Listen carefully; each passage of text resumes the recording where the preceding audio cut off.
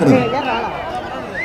வெறும் மலையாக இருந்தால் அது என்ன மலை என்று தெரியாது. எனவே அண்ணாமலையார் கோபுரத்தையும் பக்கத்திலே வையுங்கள் என்று நான்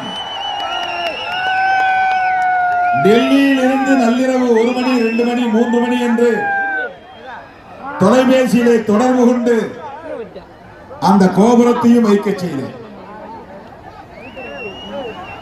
பலருக்கும் வியப்பாக இருக்கலாம். கடவுள் நம்பிக்கை இல்லாத திருமாவளவன் மலையை பின்புறமாக வைத்ததோடு நில்லாமல் அண்ணாமலையார் திருக்கோவிலின் விண்ணுயர உயர்ந்து நிற்கும் கோபுரத்தை வைத்திருக்கிறாரே, அதில் சிவசிவா என்று எழுதியிருக்கிறது. என்ன ஆனது திருமாவளவனுக்கு என்று பகுத்தறிவாளர்களும் விமர்சிப்பார்கள். சிவபக்தர்களின் வாக்குகளுக்காக திருமாவளவர் இப்படி மேடை அமைத்திருக்கிறார் என்று சங்கிகளும் விமர்சிப்பார்கள்.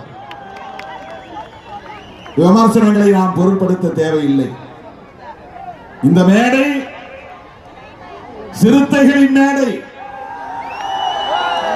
சமூக நீதிக்கான மேடை, சமத்துவத்திற்கான மேடை, சமூக நல்லிணக்கத்திற்கான மேடை,